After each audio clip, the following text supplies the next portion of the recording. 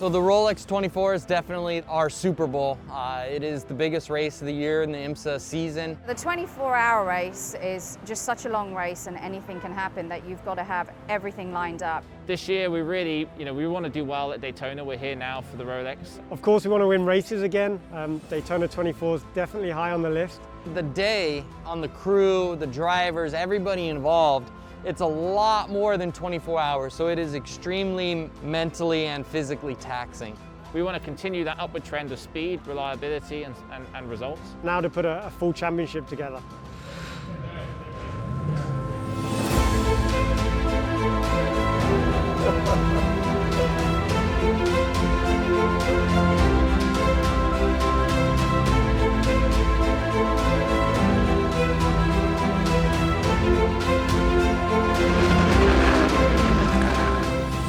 I love this race.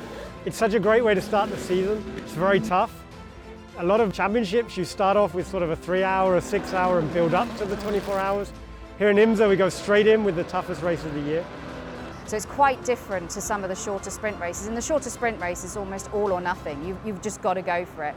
But the longer races, 6 hours and above, you have to have a very different tact going into those races.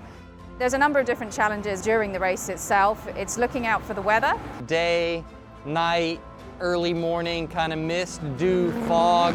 Because the conditions here in Daytona change so quickly, so you need to be prepared with your wet tires, the correct pressures, when they need to go on. There's not many laps we get that perfect lap. Racing in the traffic, rather than being the outright lap time, what's more important is the way you handle the traffic and getting through the traffic quickly.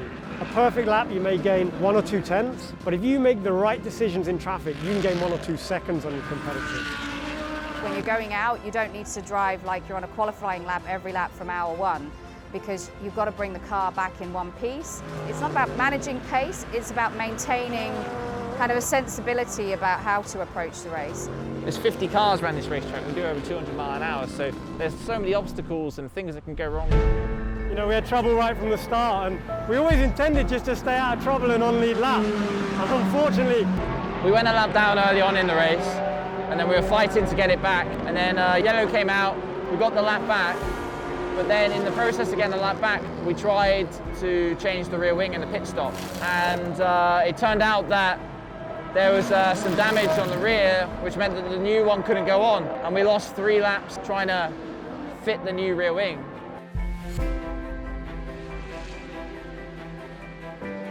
the crew and the engineers, they're on the pit wall 24 hours. And I think, one thing that gets you through is that team atmosphere we have here.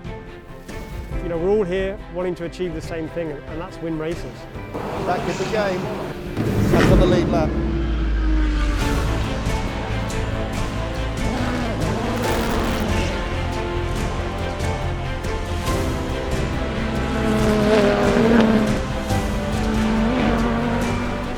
We're on the podium, all in all, finished on the lead lap. I think when we look back, we'll realise being 3 laps down to ending up on the podium is actually a great recovery. We need a little bit of sleep and a little bit of time to take this one in.